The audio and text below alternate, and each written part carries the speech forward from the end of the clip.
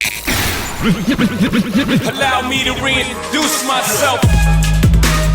You are now tuning in to the Snap Call Podcast.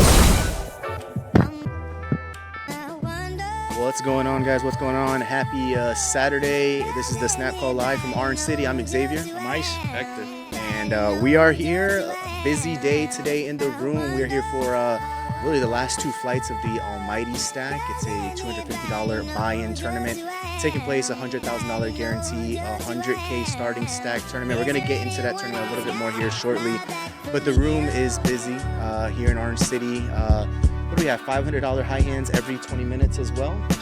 So not quite the power hours that we've seen before, but really doesn't get better than $500 every 20 minutes.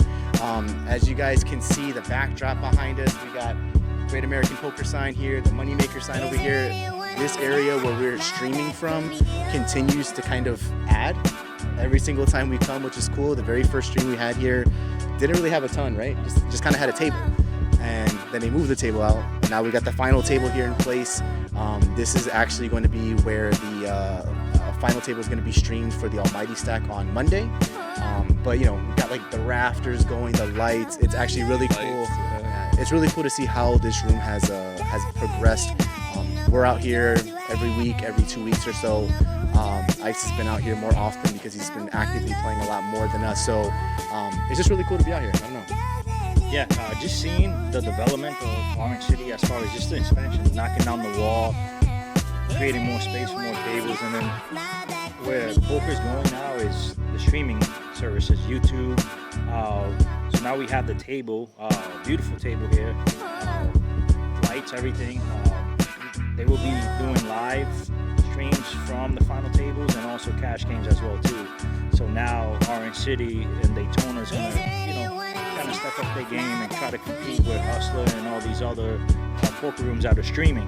And to be honest, some people don't like to 30 minutes, an hour on YouTube starting. They like these clips. They like these little live streams. They like to see players that they played against on TV as well too on YouTube. So it's going to be awesome. Yeah, I know you guys were setting up, and I was over there at the merch table, and I don't know if you guys can notice, but there's also TVs that are pointed outwards that are showing us as well. So are we on this TV right now? Yeah, we're on these. So those guys can see us right now? Those two can see us.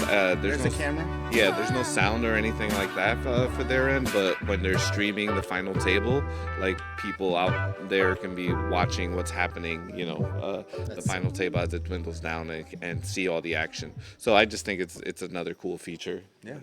Just those little tidbits that just elevate the experience a little bit more. Yeah. I mean, we all grew up, I think, watching poker on television, right? Mm-hmm. Poker After Dark. You got High Stakes, WPT, yeah. WSOP. So like I've always, I want to say like secretly, but like I think we all at some point want to play like on one of those live stream type of tables, right? Like whether it's a cash game at a local card room or it's a a final table in like an arena type of setting like the WSOP. That's kind of every poker player's dream at the end of the day.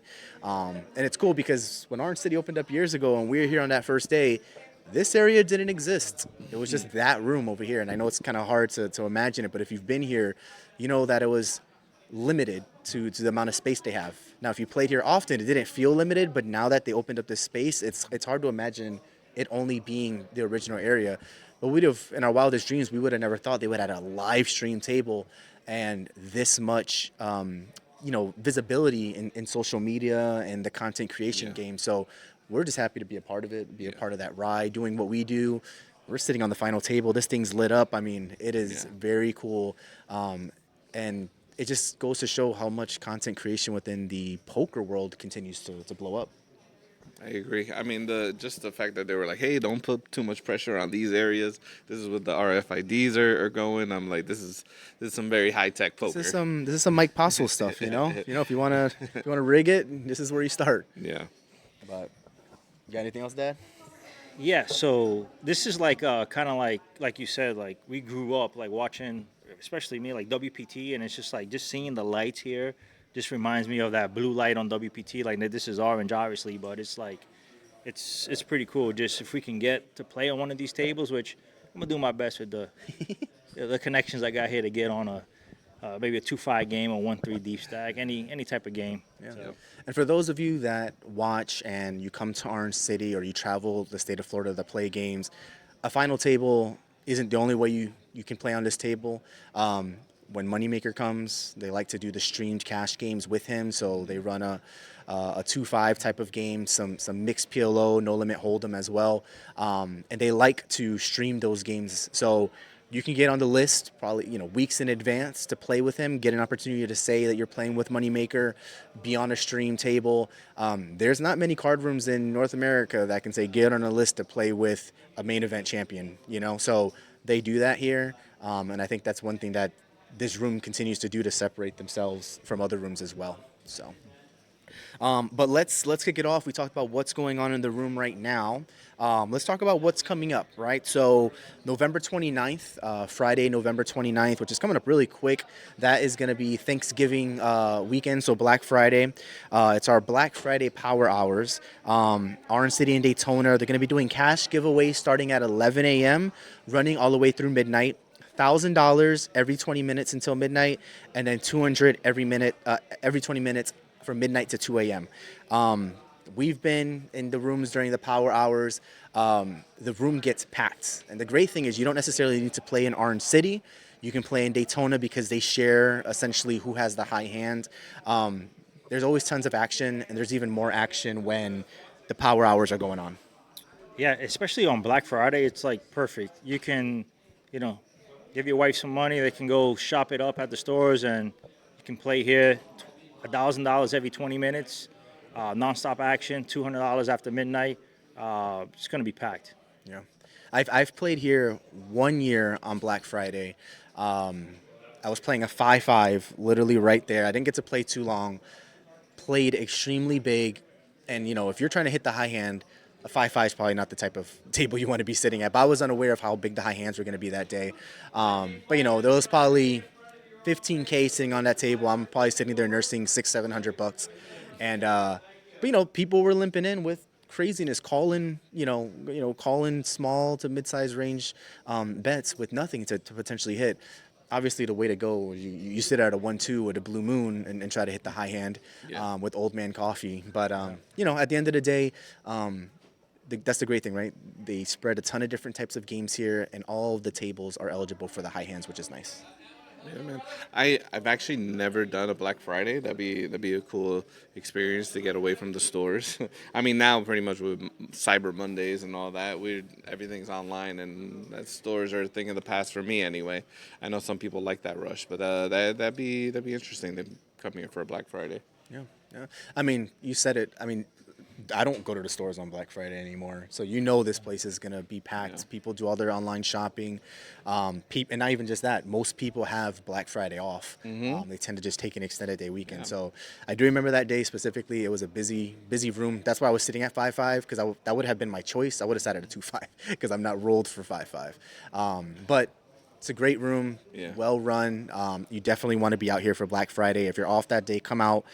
Play the high hands, get some action in, and prepare for some of the tournaments that are coming up. And Black Friday in Florida is like you want to stay off the road, so it's a perfect time just to go to Daytona, go to Orange City, play for a long time, hopefully win the high hands. Yeah, and that's something we don't talk about often. We mention Orange City, but it is the perfect balance where this poker room is located. We're far enough from Orlando where you get away from all the traffic. You can step out 2 miles up the road and you're on I-4. 95 is not too far away, 528, 417, whatever the case. So you're not in the bulk of Orlando traffic, but you're also not far from it at all where you have easy access to all the highways. Yeah. That's what I love about this room, and especially for degenerates, it's far enough where you don't find yourself here every afternoon, but it's close enough where if you want to go ahead and play, it's a short ride. Yeah, easy half hour, 40 minutes, depending on where you're going. Not like the days. Perfect. Not like the days where we leave at midnight, end up at the Hard Rock in Tampa at 2 a.m. and we're there till 6 or 7, and by the time I leave, I'm down a Google phone because I sold it at the table. That's another story. So after that Friday, Saturday they have a $100K guaranteed 1-day tournament. It's a $500 buy-in, $30K starting stack, 30-minute levels. It's the biggest single-day event of the year. and it has 100K guaranteed, which is kind of bold, you know. 1 day event. They want to. So with 500, what's that gap? How many players they have to hit? 200. 200, 200 some change, give or take. So that's If our math is mathing, yeah. about 200, which isn't a crazy field to navigate through, especially 1 day. What you said, 30-minute levels. 30-minute levels. So I mean, that's a great structure as well. Yeah. So probably like 220, 230 with their fees and everything they take out. You know. Yeah. I mean, yeah. We're doing. They have one flight now, and they did 120. Yep. You know, it's doable. I'm like, I love these 1 day tournaments because if you have a busy life and stuff like that, and you don't play too many tournament poker, and you want to like, hey, I have Saturday Yeah.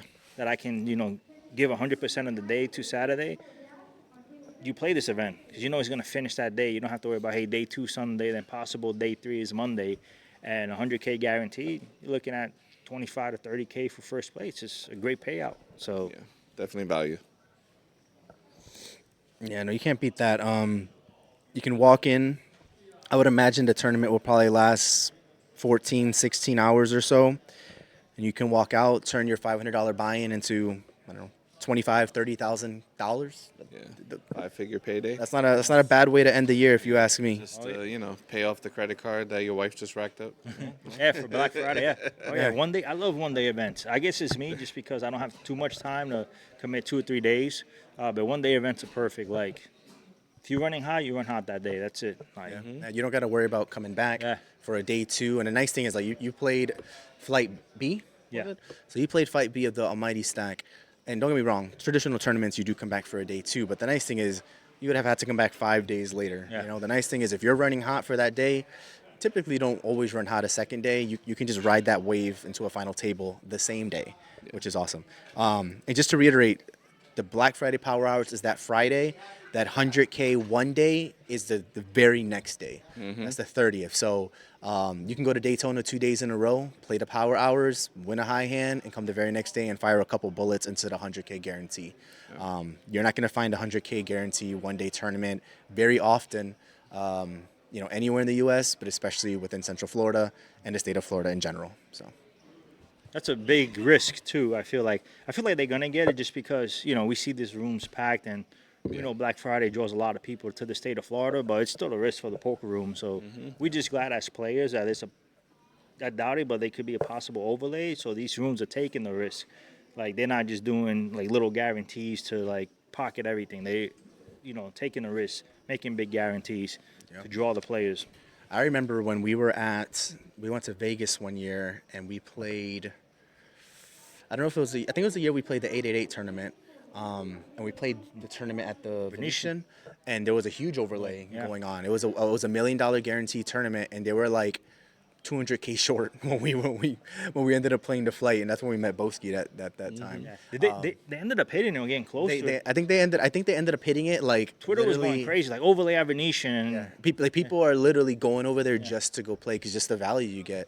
But I'll never forget, like, I want to say they hit it like at the buzzer. Like it was like last level, late registration. But yeah, I mean, that just goes to show like, how important being able to hit your guarantees are, but especially from a poker player, like we want to find value in every tournament we can play. And, it's hard to win these things, but if you can find yourself in a tournament with a $200,000 overlay, that's fantastic. That's how many less players you have to go through. Yeah. So that's a nice hat. We haven't talked about the hats yet. Yeah, so new hats dropped, officially in hand right now. I got the all-in, and Xavier has to ship it. Add it And on the side, we have the snap call. Show some support. Go on thesnapcall.com. Hit us up, DM us. We send you links. Let us know. Absolutely, and we have. So if you haven't been to the poker rooms when we're live, we always have a merch table. It's not just when we have our tournament going on. So right now, right in front of the brush stand, we have a merch table with our hats, our T-shirts.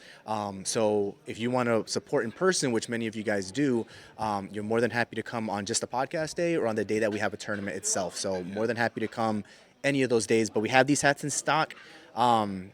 And we have very limited stock of the all black and the all gray snapbacks that we came out with, which was yeah. essentially our original hat. So, nonetheless, though, just wanted to plug that in there because I meant to say it when we first dropped, and then I was looking at Ice in the camera, and I was like, "That's a nice hat." So, but yeah, that's where we're at. So, sorry, I didn't mean to cut you off. No, it's okay. I want to talk about my hat real quick. This is the Fringe. This is my golf coach, Mark Calantes. You can catch him on Instagram. He's been giving me, swing techniques, and he gave me a free hat. And it's machine washable. Just throw it in there. He's it's perfect for the range. Just sweat it up. So I just wanted to shout him out. You're not paying a lot for them lessons, right? Huh? You're not paying a lot for them lessons. Hey, I am moving forward, surely, and creating a great foundation. So What's his name? Mark Calantes. Mark Calantes. Yeah. Big shout out, Mark. We send you the link for the new hats we got. Yes. So I've had a couple lessons with Mark, 2 lessons, cool guy. Yeah. So yeah, he's kind of getting into the content creation game as well. So shout out to Mark. So the Fringe, look it out. Yeah. So we're going to talk about the 2-time Mount Rushmore Chris Moneymaker. All right, so he's on 2 of our Mount Rushmore. That's how important we think he is to the game. And of course, he has his own tour, and it is coming to Orange City. Of course, you guys know about this. Hopefully, this isn't your first time hearing about it. But December 4th to the 16th, it's going to be 2 weeks, $700K in guarantees, 23 trophy events. They'll be selling merch, and Ryan had just told us about the satellites that they're going to be running, which is it's almost like winning a package because it's not just, hey, one satellite into the main. You're getting the kickoff event, the main event, and a third one that I am blanking on right now. So sorry about that. But 3 of the key Moneymaker events in one satellite, and that's going to be running as well. So try to make it here and get your money. Yeah, no, the Moneymaker is going to be huge. It can't be overstated, especially with the main event. For those that aren't in Central Florida, this is the closest poker room to Orlando. Yeah. The main event that comes for the Moneymaker will most likely be the largest guaranteed poker event closest to Disney ever. And that's a huge deal when you think about how long poker's been available to play in the state of Florida. It's kind of a game changer. Orange City has allowed the opportunity for Orlando-based poker players like us to come here often and play. But now with the expansion and the partnership with Moneymaker allows for those tournaments to be even bigger, larger guarantees. So it's exciting for us, because before, all we had to look forward to was driving an hour and a half to go do that or Vegas. Yeah. Now it's like 25, 30 minutes away. Yeah. So it's cool to have that in our backyard. But I think what's even better is the frequency of these tournaments and how often, just how often they're happening. It's huge, the Moneymaker tour here for Orange City, not just because Chris Moneymaker, he draws a lot, but also they have this new room open up. Like, they have the space to fill up the players that are coming for this tournament. So it's just like, it's going to be huge for Orlando. Like you said, we have to drive to Tampa to play, or sometimes we drove to Hollywood to play a tournament before, just because the guarantees was they were throwing out good guarantees. So now you got the guarantees here. You have a guy like Moneymaker who's huge to the poker industry, and it's just like, it's the best of both worlds here for us that lives in Central Florida. Yeah, no, absolutely. And they're such well-run tournaments as well. You got the tournament director and Tony Burns. You obviously have someone, Moneymaker. The name alone attracts a lot of people. And then you have, when you come to these events, you have these Florida-based poker pros that are essentially jumping back and forth between card rooms to play in these circuits. And, the name alone attracts a lot of people, but then you add on the guarantees, $700,000 in guarantees over the course of 23 trophy events. It's just an exciting time. Excited to potentially play in 1 or 2 of those tournaments, maybe hopefully at least one that will have a chance to do it. And hopefully we'll have an opportunity to connect with Chris Moneymaker or Tony Burns when they're here to deliver you guys some more content. You guys know we always ask about the Mount Rushmore poker. Hector just mentioned it. Almost every person we've talked to has Chris Moneymaker on their Mount Rushmore. Really interested to see who's on Chris Moneymaker's Mount Rushmore poker. And he's a funny guy, confident guy. I think he's pretty humble though, but I'd be interested to see if he has himself on there. So. Like, you know what I did? Do you know what I did You know for the you? Moneymaker, boo. That's me. You wouldn't be here if it wasn't for me. I mean, and he ain't lying. He ain't lying, you know? That'd be funny. Perfect. Anything else on the Moneymaker we need to know, Hector? No, December 4th to the 16th. Come on through. Satellites running all, tag team event, mulligan event, bounty events. Mulligan event. I like that. Just senior event, PLO events.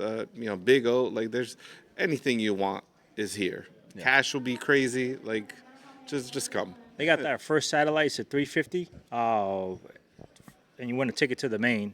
I actually won $100 satellite, won for the 250 Almighty and the 350 for the Moneymaker. So I'll be playing that December 4th. So I'm excited for that. That's awesome. Ryan had mentioned something about additional the 350. So I don't know if it's that 350 satellite. Hopefully it is. You can win the whole package. I think it is. Yeah. But from when I was aware of it, was just the main. So hopefully they change it up and it's a lot better because now I have the chance to win multiple tickets to different events. Yeah, I think they switched up how they're specifically, now that the Almighties run, they're doing the satellites specifically for the Moneymaker event. But that's pretty cool. I mean, you win one little satellite and you win. I mean, Oh, let's talk about that. Talk about You just value. you went into the satellite. How did that happen? You were just playing some cash and you were like, ooh, let's jump in. Yeah, so I was at know how work. easy it was. I was at work. I got a text message from my buddy. Was like, "Hey, you want to hit up Orange City?" And I was just let me know. Who was that? The guy next to me, but Sounds like a degenerate. he had some stuff to do. He couldn't go, and I was just like, my wife was like, "I'm going to my mom's house for a little bit," so I was just I just played for a little bit, play some 1-2. I was playing some 1-2, did pretty good. I was up almost a 1,000 in 1-2. And then they had the satellite. I asked one of the managers here, like, "Hey, what's that satellite?" It's like $100. You win a ticket to the 250 and a satellite, a 350 ticket to the satellite of the Chris Moneymaker main. So I was just like, sounds interesting, but when you're hot at a table, you don't want to get up. So I stayed at 1-2, and then it was like 5 minutes to like the registration closed, and there was only 8 people in. So I was like, you know what? They were heads up, so let me try it. Even though I was 6-1, it was only $100. I was like, I played, and honestly, I ran good, doubled up, won the flips, and can't say I played more than an hour. It was that fast. So these lucky. guys were doing the satellite and they were heads up, and then ice just comes in last second. Yeah. It was like bye bye. Oh yeah, no, and the guy next to me was like, hey, good, because he jammed on my kings, right? So I eliminated him, and then when I eliminated the guy that was chip leading, he was like, "Damn, I wish you didn't join." And I was just like, Can you imagine? yeah, but it was like, he was constantly Literally jamming. pulled the So rug. when I seen a pocket pair, obviously I have to call, and it just held. I had 8s against Jack 10, so I doubled up, and then he still had me, but we were kind of close. And after that, you start playing poker, So honestly, it was great. I'm not a guy to get into satellites like that. If I'm going to play a tournament, I just play it. But I'm going to start now seeing the satellites, especially the deals like this. $100, you get 2 tickets. You can't beat that. So you won. So how was you did 1 ticket, right? Because you got 2 tickets. Yeah. To 2 different tournaments. So the one being the Almighty, which is happening right now. Yeah. The last flight for day 1 is happening right now, and you were on the 2nd or 3rd flight. I was on the 2nd flight. All right. How'd that play? How'd that go? It was going good in the beginning. I got up to 500K, just over 500K. Then when the blinds got up to 4K, 8K with the 8K, Annie, I started little by little, getting blinded out. Not blinded out, but kind of like losing a decent chunk. Yeah. There was times I 3-bet, and they jammed. I just folded. So 3-bet there, 24K. So it's just like you're losing that, and then obviously, you play these hands, and you hit a pair, but you don't hit top pair, and these guys are jamming. So it's kind of like there was some stuff I could have called. I felt like I was ahead. I just didn't want to take the chance. I wanted to play more like low risk poker, and until we got to the final table. But then you just run into situations where it's just like between hand dead, and then when you get a hand, you kind of like try to overplay it. And then you had some sticky players. Like the field wasn't hard at all. You got a lot of sticky players, but sometimes the sticky players hit, But if I knew going in that 500K would have probably been sitting pretty good, I might have not even 3-bet some of the hands. I probably would have just folded out and wait for actually a because sometimes you 3-bet out of position just because you have a solid hand, because you don't want nobody to limp. But at the same time, you're just like, if I 3-bet and they jam, I got to fold. Yeah. So, and we had some guys that were jamming consistently because they were short of stack. And, I just not ran unlucky, but ran into those times where they jammed and I had to fold, and I was already committed, 20-something K. And then obviously, we were playing at that time 5-handed. We were down to 11. The blinds go by fast, and that level was 5K, 10K with a 10K ante. So every time you're the big blind, you lose 25K. Yeah. So it's tough, but I could have played some hands better. I could have folded, or I could have continued. A lot of times I shut down just because I didn't want to get into these big hands. I didn't like, hey, I'm not going to get trapped, or I don't really have anything besides a high card. Let me not risk it. But next thing you know, if you don't hit the flops, you're down 30K, then 40, then 50, and then you lose 2 flips, and all of a sudden you start taking a hit. So You made a good point that you were like, I didn't know that my $500,000 would have been sitting good for day 2, and I could have shut down. But I guess that would have been my thought process there, that like, hey, you started with 100K. Like, is, 5-timing my stack enough? Yeah, When is enough? When do you, or do you just never let go of the gas? And I thought about that because I asked you that question. I said, knowing what you know now, right? Because I think the person that led that flight had like a little over 1 million chips. Yeah. But the person that you had anywhere from like 3 to like 700,000-800,000 from flight A. So 500K was decently healthy, So I had asked them that question. But like, when you think about it, 5 extra starting stack typically isn't that much in a tournament, right? Mm-hmm. But in this tournament, it definitely plays a little bit differently. And then I also looked at it as far as like we had it played down to 5. So yeah, it's tough. Yeah. Yeah, just seeing the other stacks around me, it's just like, okay, I can't really play too conservative either, because next thing you know, we're here to 3, 4 in the morning, and then I have to jam with crap because I get blinded out. So it's just like, and then it's a 250 tournament, so I'm not trying to say 250 is a lot, but the min cash is only 400. So it's just like, I don't want to go into day 2 on Sunday like super light either. So it's just like, I'm still trying to play, the same poker I was playing that got me to 500. But obviously, there's adjustments have to be made. Okay. It's tough because like, I know in hindsight, right? Like, you would have loved to say, man, I don't want to play down to 5. I'd love to bag at the end of 11, and then you can kind of get a fresh start. It almost like it adds additional pressure on you to start accumulating that much more. Yeah. So I can definitely see that. And then I can also see like the idea of, with the min cash not even being a crazy amount, right? Like, it's almost like, do I want to have a little bit of chips to come back? I remember when I bagged for the 888s, the last 3 hands, people were no looky all in, because they're like, I don't want to come back, and especially on vacation in Vegas, like, I don't want to come back on Sunday with 4 blinds, like, and I get it, I only had like 12 on day 2, and I was like, And then both the flips, right, that I called when they jammed, I was ahead. I just lost both of them. Like, ahead, like the guy had King 9 and I had Ace 6 or something like that suited, but it's like I was still ahead. I just lost the flips. Typical flips you lose in tournaments.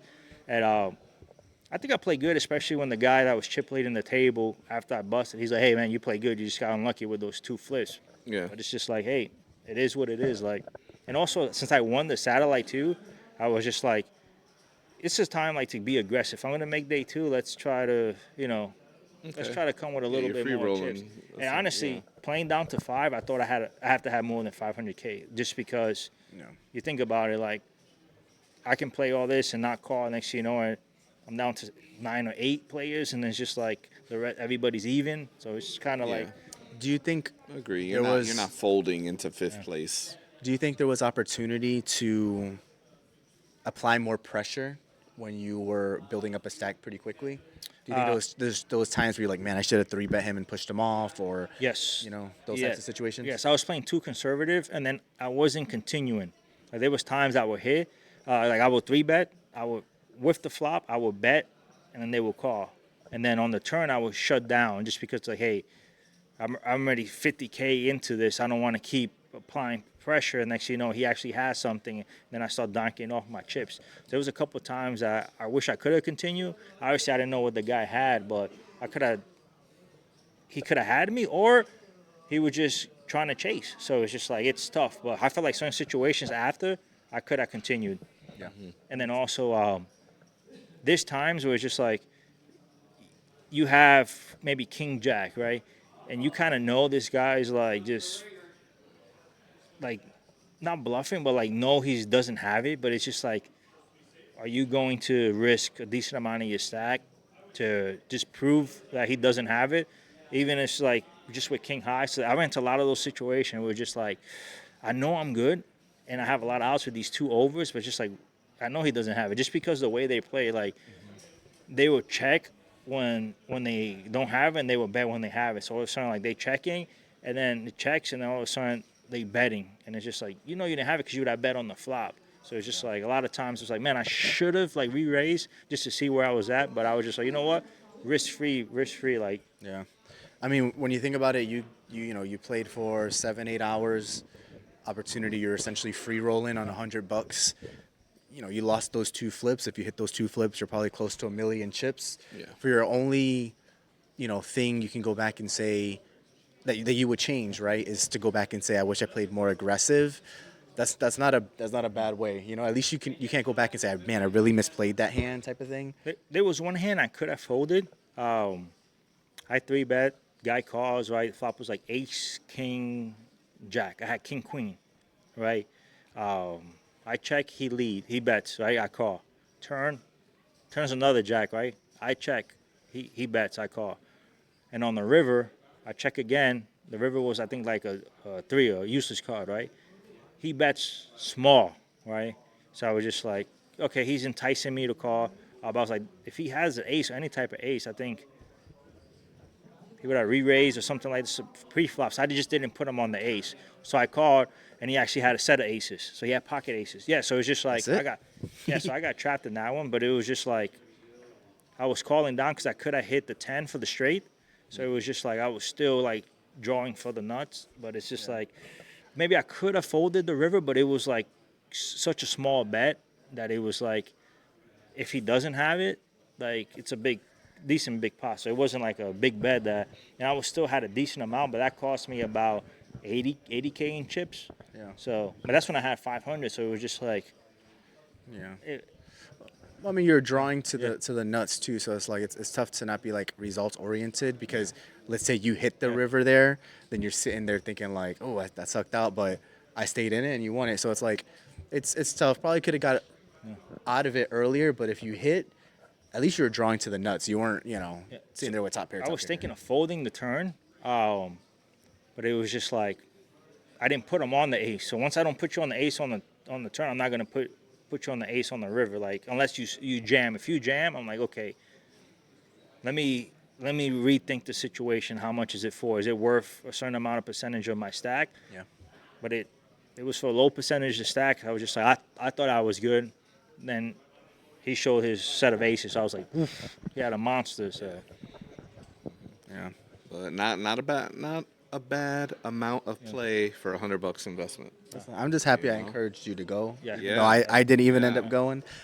I'm just happy you went because, hey, the nice thing is the reps, right? Yeah. The more hands you see, now you know when Ice is to. not a tournament player like that, So, to see him do it, I'm like, yeah, spread your wings. Yeah, I mean, now you know in that situation, like, especially when you have to play down to a certain number, it's like, hey, you may not want to, but you may need to lean on your stack and apply more pressure than you normally would. and So then that's good. And then a lot of people take endurance and conditioning and like just you being tired. Like I wake up super early for work. So it was 12:30, 12:45. I was yawning. I was tired. So it's just like not to make excuses, but that affects a lot of the play as well too. Because then you start thinking like, I gotta play down to 5. If I'm gonna play down to 5, I want to have a decent chip. I don't want to play down to 5 and be struggling to get to the 5, and I get eliminated at 2:30 in the morning. Because then there's so many Red Bulls you can have in your system. But so it's a grind.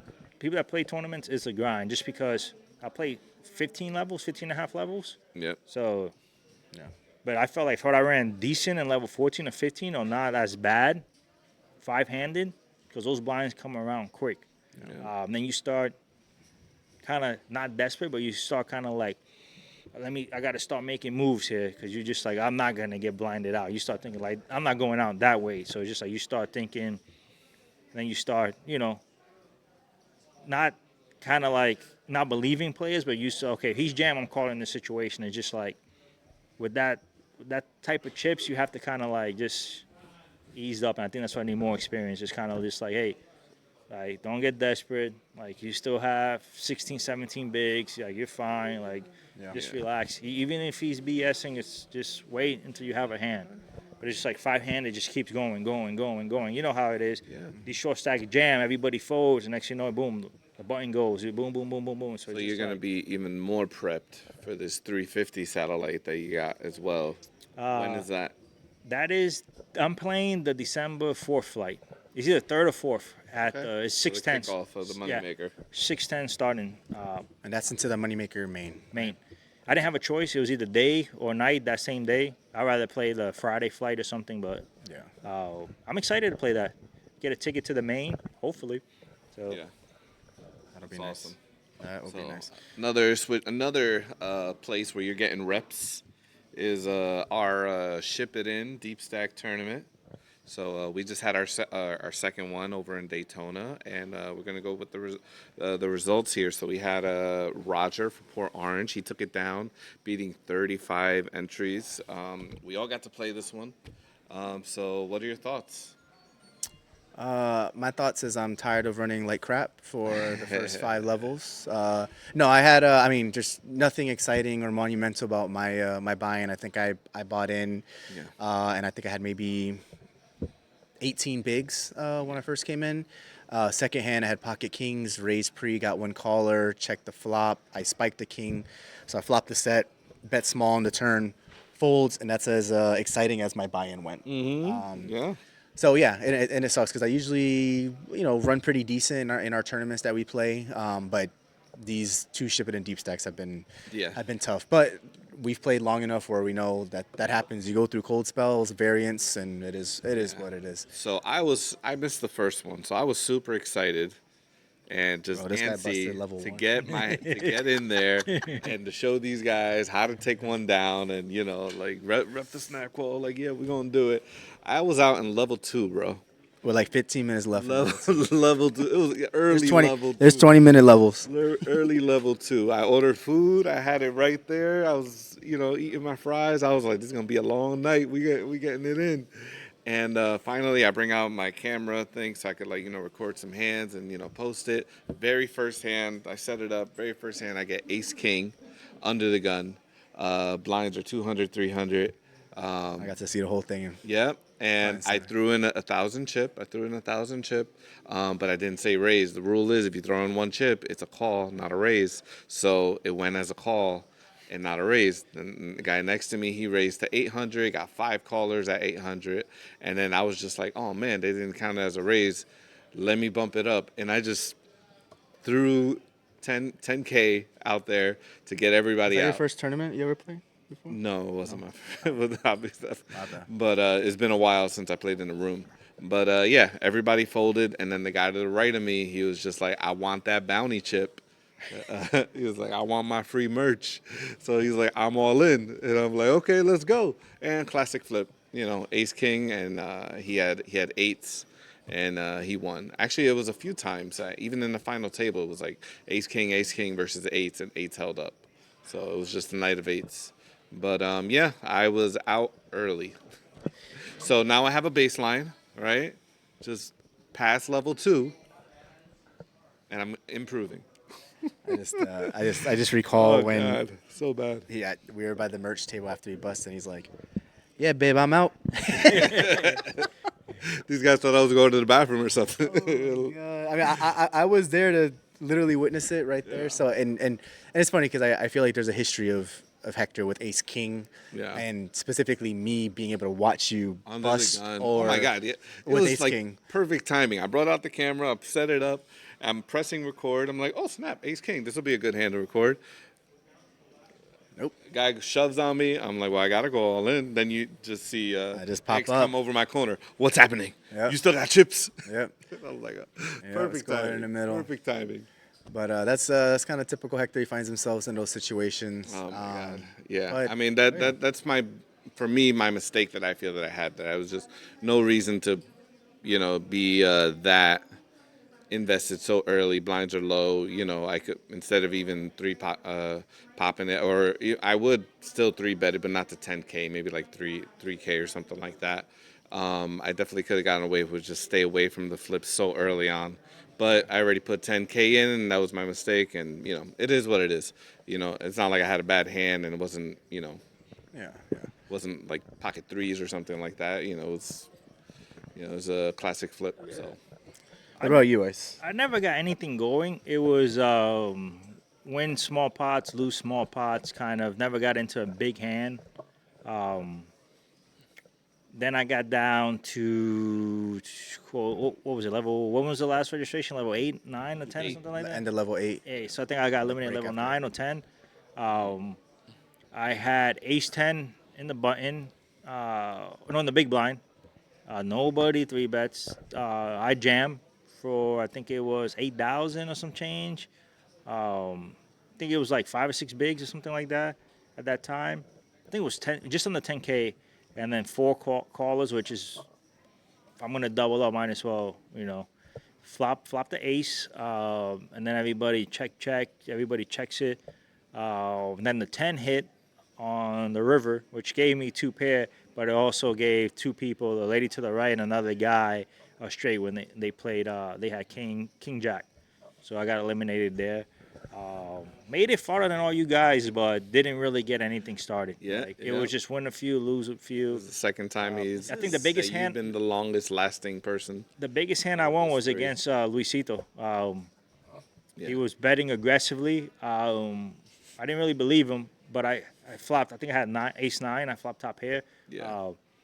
With the ace kicker. So it was just like, and then I hit 2 pair on him.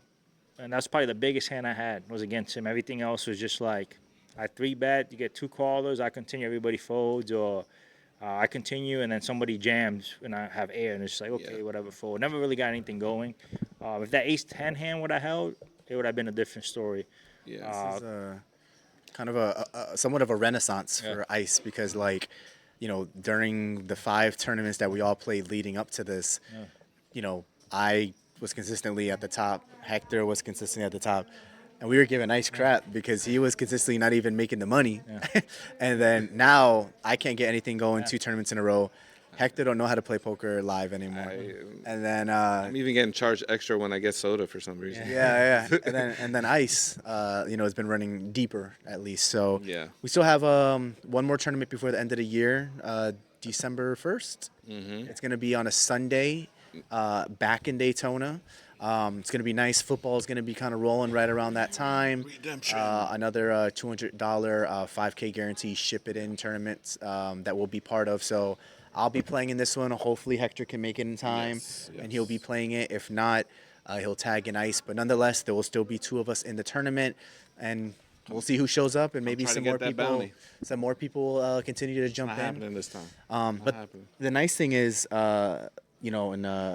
we saw multiple people that played in the first one, that played in this one, and specifically said how much fun it was. He's like, man, I played in this last one in Orange City. You guys, like he straight up said, what's his name? Weston.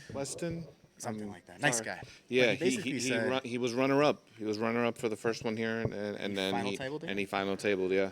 And he specifically said you guys made it fun. And that's how we are. We like to talk. We like to shoot the shit. So we like to have a good time. But at the end of the day, it's competitive, and we all want to win. And he's come out twice and has done well both times. Yep. Brian came out. Thomas came out again for the second time, and they didn't fare so well either. It just didn't go their way.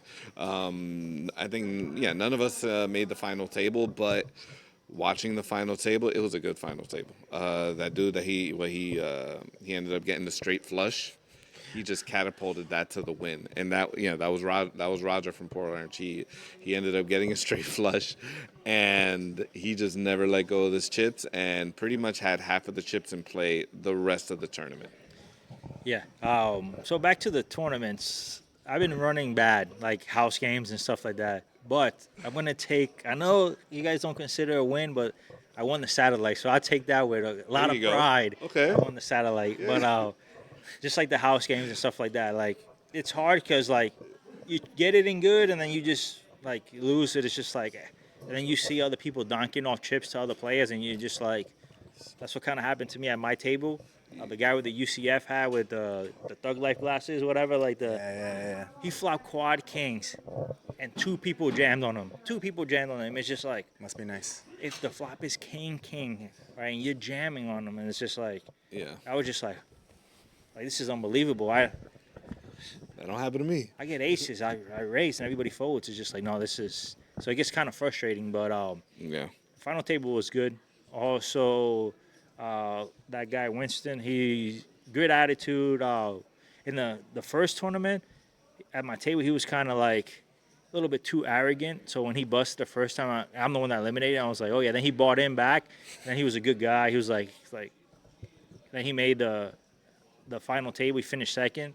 Yeah. And then he final table the next one. And just there was actually a lady here that was at my table. The lady to my left that she had foot surgery. As soon as I came in, she was like, "Hey, how you guys doing? You guys got a tournament today?" Here I was like, "Oh, we got a podcast, so we have the other tournament in Daytona."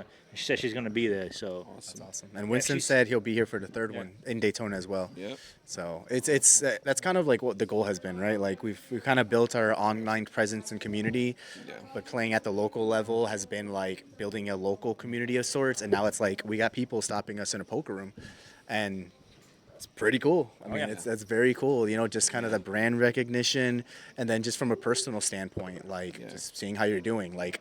It's kind of cool to build the relationships through poker at the end of the day. Agree. Yeah. I mean, there's so many like different highlights that are like just not even poker related. Of just like people like, hey man, what's going on? And or what was it? Race Austin. He came from yeah, the other that was very cool. podcast, and he bought a hat, and he was like, I'll be there. And then he showed came, up. And he was like, I was waiting. So he was like, I was just making sure you guys were here. Like, yeah, man, we're here. Like a lot of people are just excited and marking it on their calendar. So it's nice to see that support. And shout out to Luisito Poker, who was on the podcast a couple weeks ago.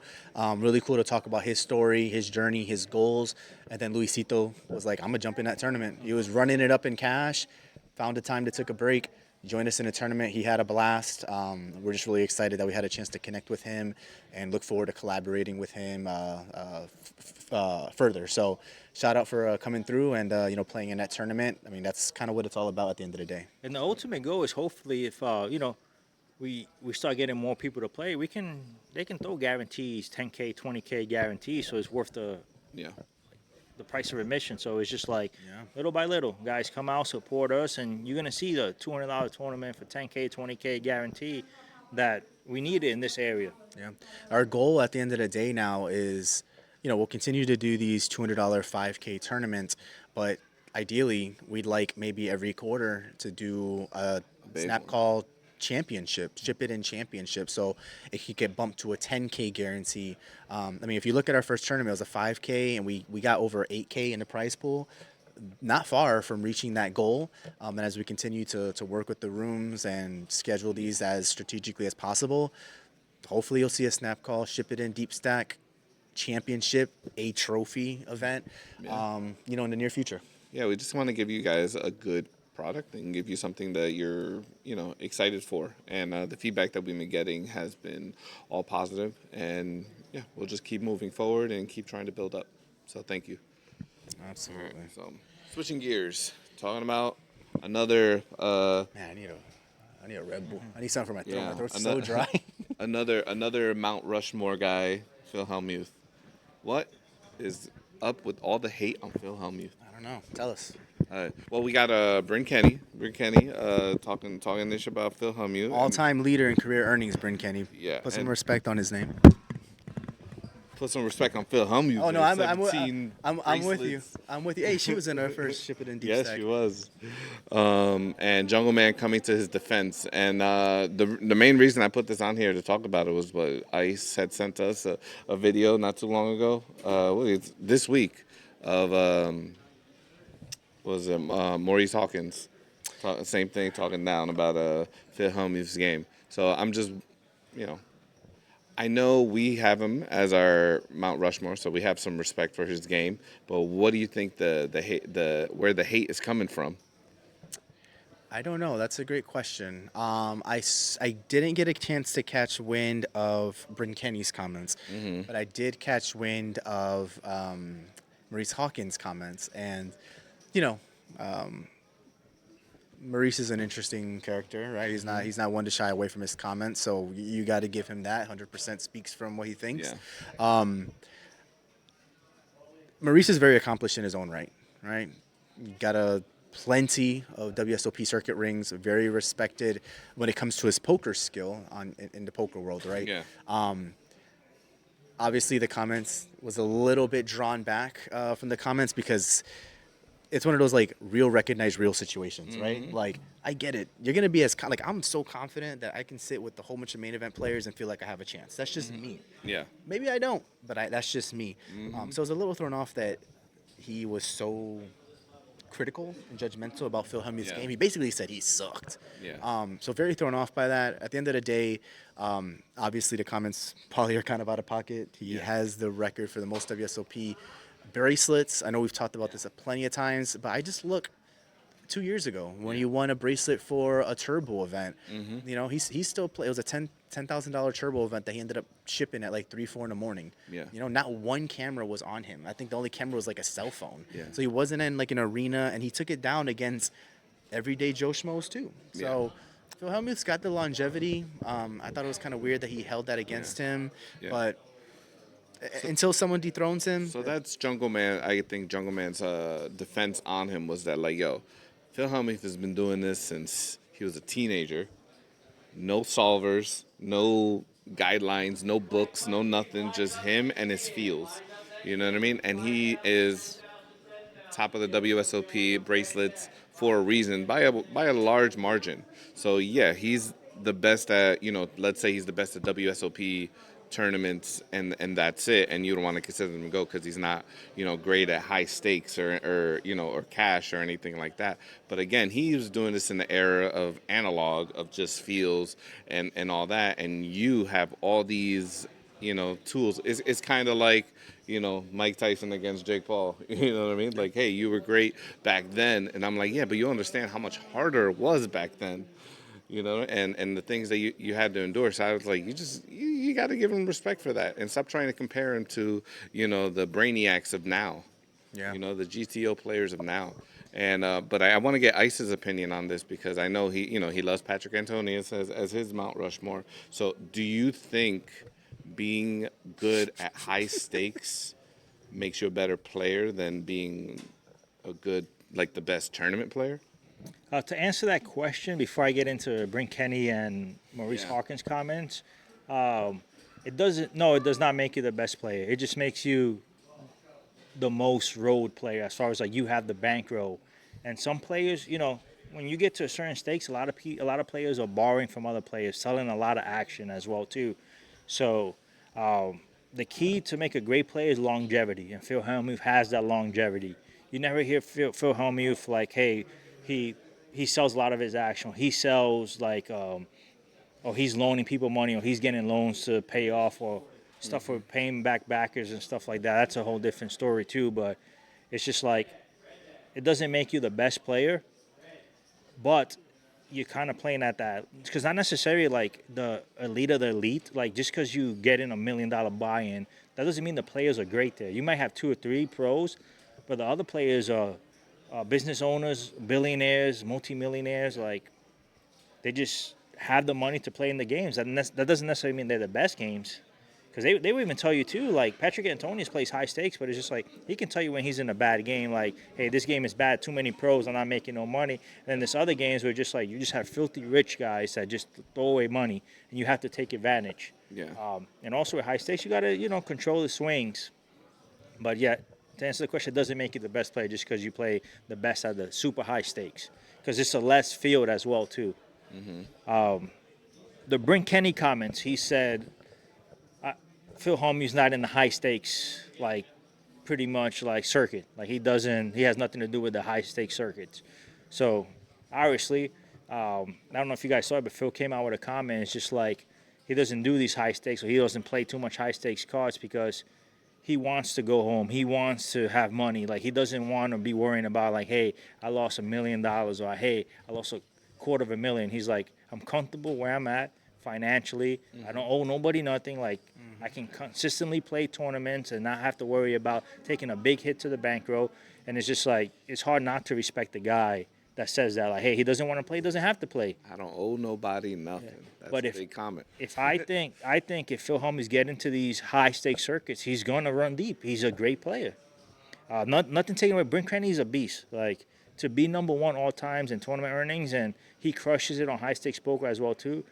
He's a beast. But I feel like it's like they're always gonna bring up Negreanu and Hellmuth and Ivy. They're just like the 3 top guys in poker. Yeah. And I feel like since Hellmuth always considers himself the GOAT, that's what brings that attention to him. If he was a little bit more humble, people wouldn't care. And it's just like, but since he thinks he's the best, a lot of players are going to shut that down right away. Yeah. As far as Maurice Hawkins' comment, like, he doesn't respect his game. Like, he outplayed him and his friend outplayed him, and he hasn't won anything since, like, the beginning of poker. That's a lie, too. Hellmuth consistently wins bracelets, and even when he plays these high-stakes games, he consistently cashes. So it's just like, I don't understand, like, the hate there. I think it's more personal. He said it wasn't personal, but Yeah. let's be realistic. You said it because you want the attention. You want people to talk about it. Yeah. So let's talk about it. Yes. And everybody knows Phil Ivy's the GOAT. Yeah. So Phil Hellmuth accolades are way better than Maurice Hawkins. So it's just like, for you not to respect a guy that literally has so many accolades and been playing this consistently for a long period of time, and doesn't have the drama as far as like paying back backers and stuff like that, whether it's true or not. I don't know if it's true or not. I'm not going to get into that, but he doesn't have that reputation either.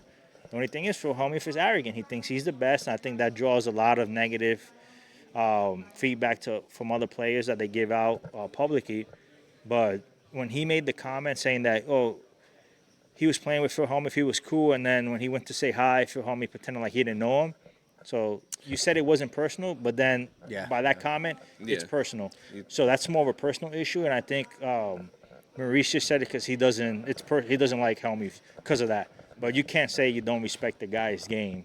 Like, maybe you think you're better than him. That's fine. Confidence is 100% the key in poker, but you can't discredit what he's done because he's still winning. Like, he won a bracelet 2 years ago. Like, that's consistently. And not to take anything away from Negreanu either, but Negreanu plays more events than Hellmuth, and Hellmuth still has more bracelets. So it's just like, what Hellmuth's doing is still elite. What, 17, 18 bracelets? It's like, you can't take nothing away from him, especially in the tournament circuit at all.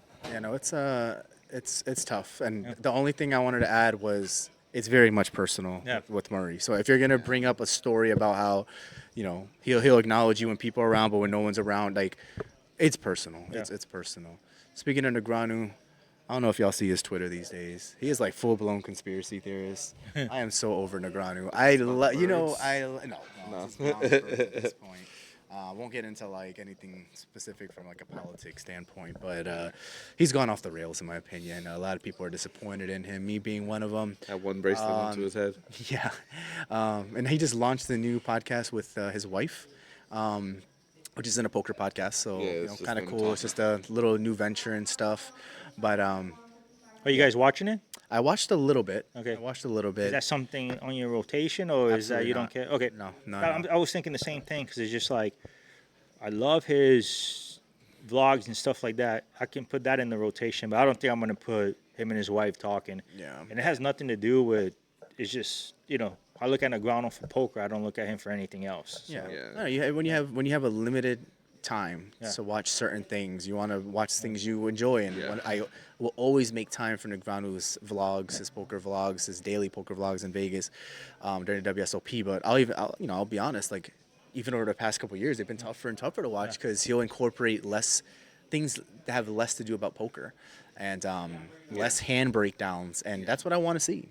I want to see that. I don't care about Apollo and the gym and Apollo's back problems. I'm sorry.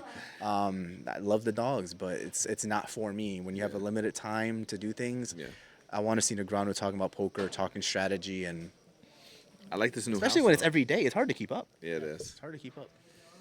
I think I haven't probably like 3 or 4 years in a row where I start strong and then like day 30, for 35, like, all right, I'm done.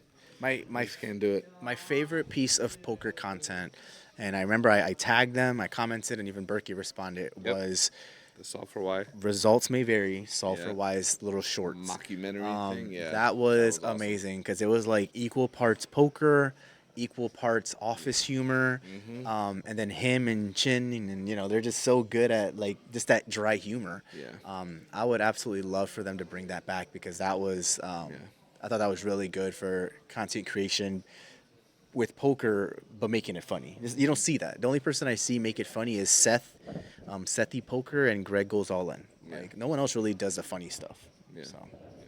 I agree. That was probably one of my favorite from them. I do like Ryan DePaulo's humor though. I think he's funny. Yeah.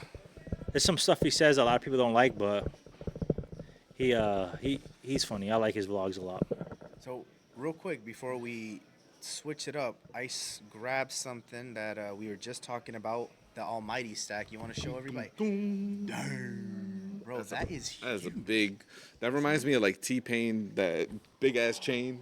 I was trying to say that ludicrous music video where everything's really That's a big. nice trophy. Yeah. This is big. So, for those It is for reference, almighty. I'm 6'3". This is how big this thing is, okay? This is how big it is. No, this thing is massive. I mean, you're talking 18 inches, at least. Yeah. Beautiful that's pretty trophy. Cool that they incorporated the chips. 100K guarantee. This is going to the champion of the Almighty stack. Or I'll let you take Monday. a peek of that. We'll take some Yeah, pictures no, of that later because that's we pretty won't, cool. we won't ever see it again. What I like about that one is since it's an almighty stack, they put the chips there, and they put a lot of chips. So it's Yeah. just like it kind of matches it. Yeah. This is cool. It looks. And these are their new chips. That I don't know. Yeah. I don't think their tournament chips are those colors. Alright. I don't think so. No, because I they thought don't I have. saw these two. That's why. They don't have a red chip in tournament. Oh. Because remember, red is $5. Yeah, yeah. Blue chip is a 25K chip. Yeah, But it's it a little looks- different, but it's clean. I like it that it's colorful. It's I think big. they send the picture, like the image, and these are the black chips. Like it's like red 20, 25. Gotcha. This is a tournament chip. Yeah, you I can tell they think. changed the Yeah. color of that. Okay. Because the black on this probably for Oh, yeah. coloring purposes. Super nice trophy. As you see, they don't skimp on the trophies here. They passed out trophies to my son's baseball team today. Those things were like 4 inches tall. Look at that thing. That thing is beautiful. It's big. That is something you can put in your office Yeah. and some bragging rights for sure. Along with about 30K for first two if you take it. So Not Not bad. too shabby. Not too shabby. So switching it up, sports. Yesterday was quite the spectacle.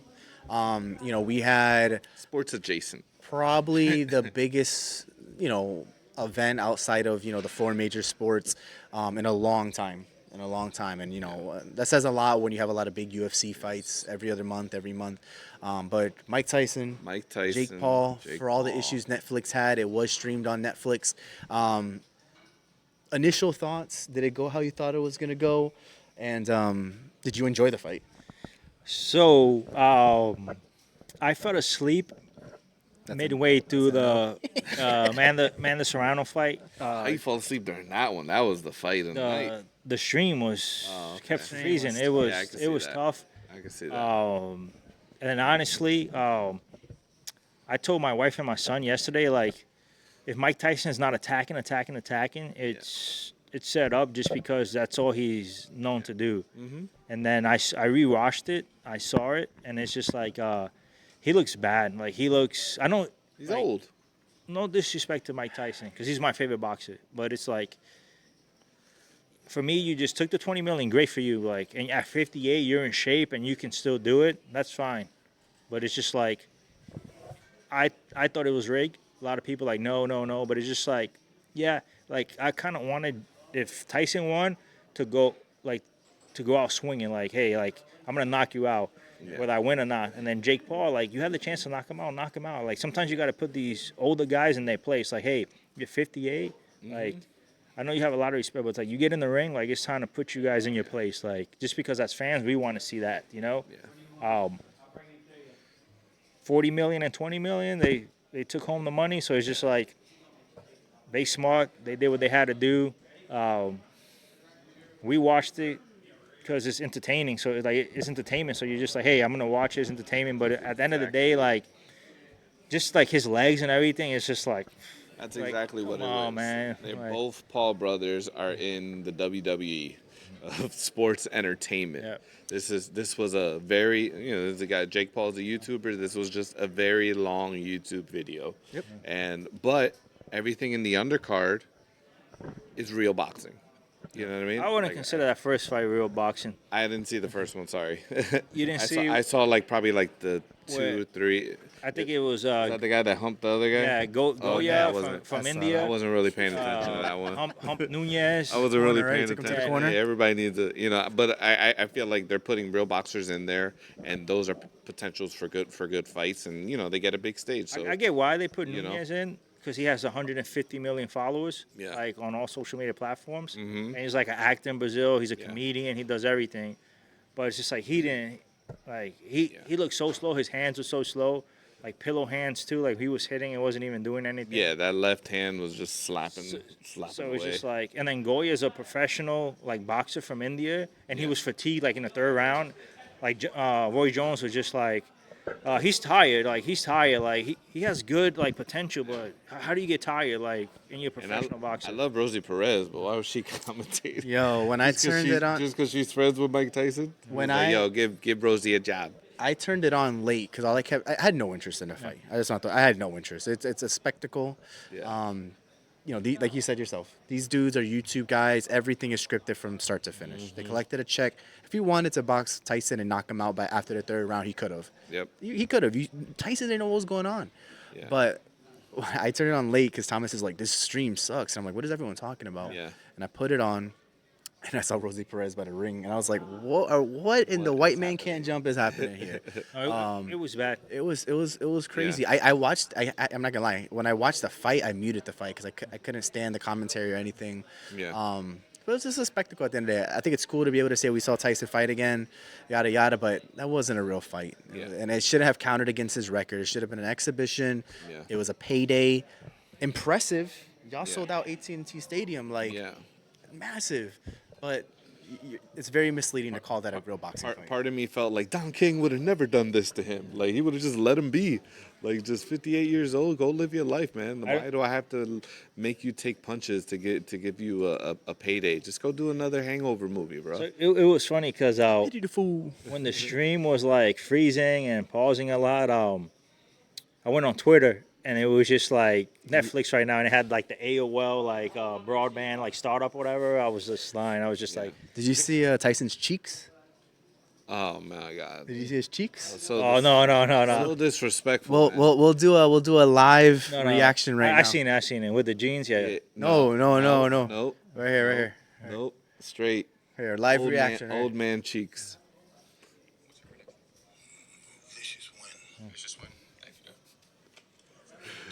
I couldn't stop laughing. Yeah, I seen that. Yeah. I seen that. I see that. Yeah. Oh, yeah. So Like, that leave this old man So alone. that was I was thinking about that. All right, so like before the whole build up to the fight, right? You got to show him, you got to show Tyson working out, right, with the vicious hooks and the head moving and going in, and you're like, oh, he's gonna eat him. Like this is like he's still got it. And then as soon as the live stream starts, it's like he could barely bend over. He's tripping over stuff walking in. You're gonna show his butt. Like he doesn't care enough. Like he doesn't have enough energy to care that his ass is out. And I was just like, you guys are just like putting him down, like kicking him down even more. I think Ryan made a good point. Ryan said they did a really good job of editing Yeah. the training videos to make it seem like he was really in shape and really because. I mean, I hate to say it. He didn't move like that and- once. And you don't want to. Not even in the first round. You don't want to say anything that leads to anything, but like he almost looked incoherent at times. Like he looked like a Yeah. 65-year-old man. Granted, he's Yeah. 57, 58, but Yeah. he looked like a dude that's been taking blows to the head for years. I Yeah. hate to say it that way. And Punchy. the truth is, he is. Yeah. So I hope for his sake that his mental's still good and whatnot. But it was a tough watch. It was a tough Mike, watch. we love you. Did you see also the Evander Holyfield interview as well too? Yeah, it was him and Lennox Lewis Him were and there. Lennox Lewis, right? His earpiece wasn't working, right? And then he was just like this with glasses on, and then it was just like he's like, and then he would say something. He would look like he was either high or he was just cooked. Like he was. It was so bad. I mean, But once again, I felt like Netflix, they weren't ready for the amount of people they like. I told my wife too. I was just like, hopefully they can handle it. She's like, it's Netflix. I said, it's Yeah. live stream. Like different, it's a yeah. lot of people. This isn't the Yeah. Tom Brady roast where it's a Sunday at night. Maybe people won't log in, but it's just like it's a Friday night, and it's literally like everybody's gonna watch it because everybody has Netflix. Yeah. So I guarantee you they have a lot of incentive to fix all the issues. One, because Yeah. if they ever want to host live events again in the future, they need to make sure they do it right. But two, you've got WWE's deal with them that kicks off in January. So you got Raw and SmackDown will be live on Netflix in the future. If you're Raw and SmackDown right now, you're probably like, I know we ain't gonna have 100 million people watching this from home. Yeah. Maybe a couple per week, but we can't let that happen. Yep. Like it ruins the product. and it was a straight plug.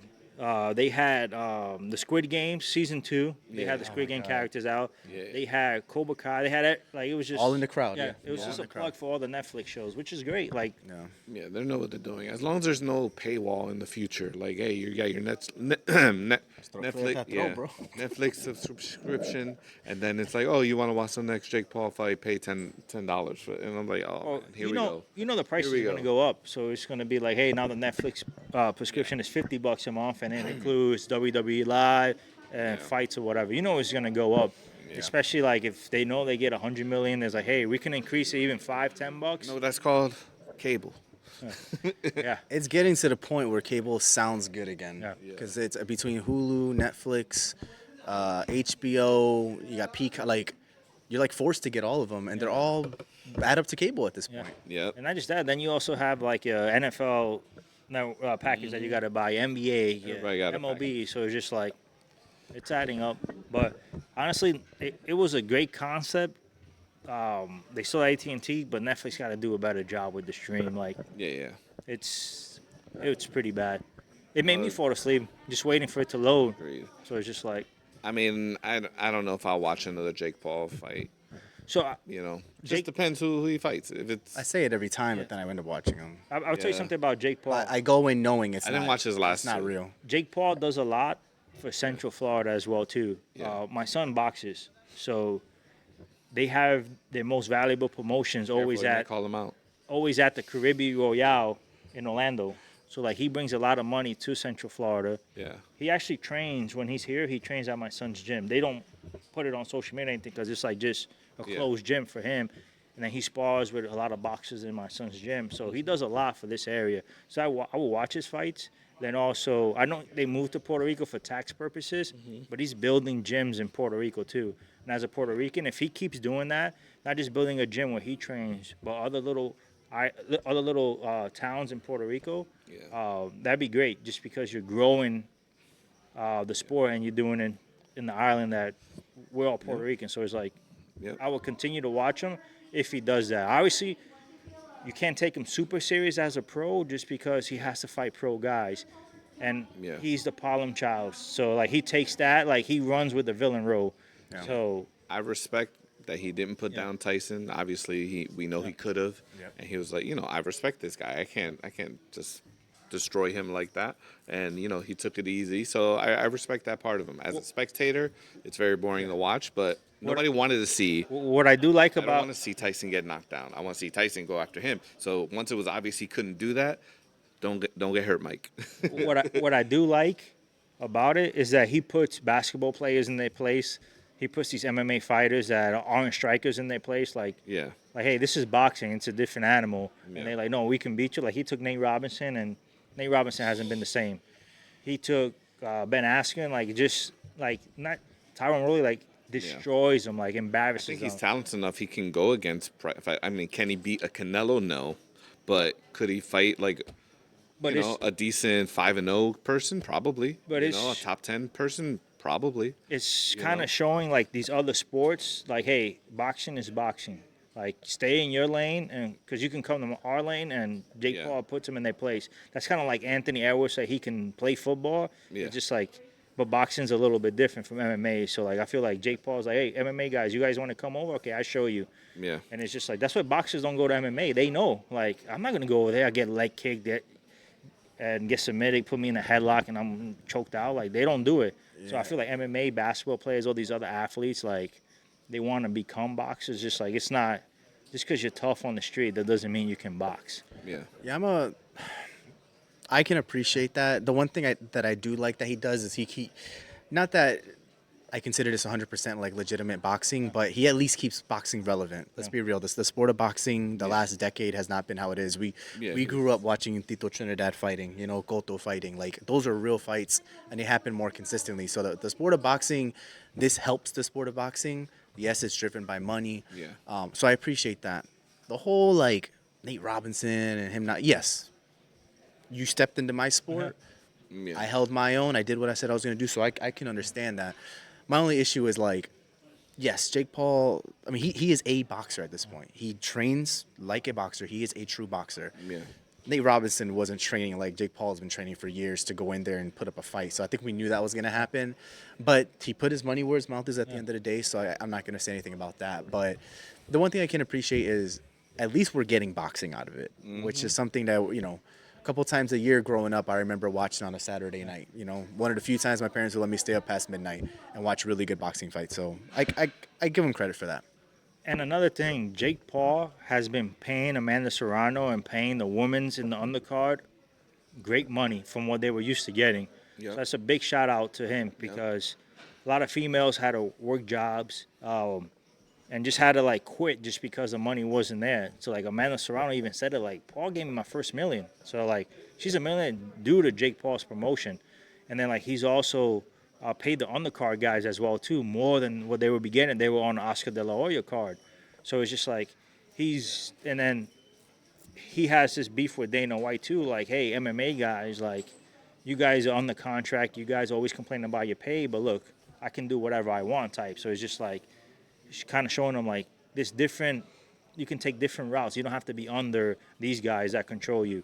So I like what he's doing in that like aspect. Like, hey, like Francis Ngannou, he left UFC and he went somewhere else and he made, I think it was like $20 million. He should have. He got screwed versus Fury. Is that the Fury fight? Yeah, but he made Fury. But he made like $20 million on Fury, and then he made another $20 million on Anthony Joshua, which Joshua knocked him out. But it's just like you're making $40+ million in 2 fights.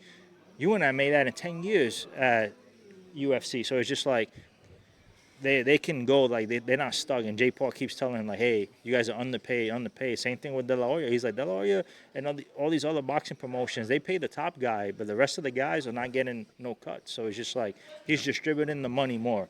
And obviously he got $40 million, so he's making money on his end. Yeah. But he's paying these boxers, and I see a lot of pro boxers at my son's like gym, and they work 9 to 5s. Like, they're struggling to make it. So it's just like to see that when they get a chance, they get a little bit of cushion that they can keep training and travel more. It's good because he signed one of the guys, Nestor Bravo. So now Nestor Bravo is full-time training and stuff like that. He doesn't have to worry about like, hey, this fight paid me $10,000, but I fight twice a year.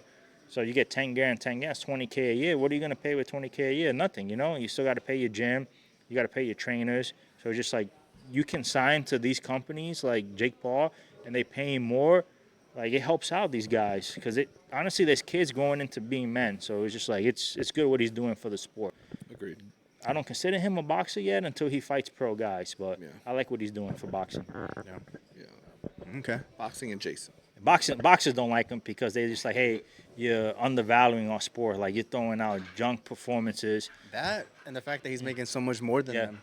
Like, his name carries a lot of weight. Oh, yeah. Yeah. I mean, I like the Serrano fight, and I think that in itself made it a good event. I mean, listen, at the end of the day, you can say what you want about the Paul brothers, but they know how to use their name and build a spectacle around it. Logan Paul's killing it in WWE. Like, he's a legitimate wrestler. He is so good. Agreed. And then I like him there. You got Jake Paul doing his thing too. So. And the circle they're around, they have millions of followers, each person that's with them. So it's just like they can get that marketing just by posting something. So it's like they have everything that these big companies are afraid of. Like, they have the money and they have the marketing power. So it's just like they can reach so many people just because so many people follow them. Yeah. Absolutely. Well, I think that wraps up today's episode. I do want to make sure we cover a couple dates before we let you guys go.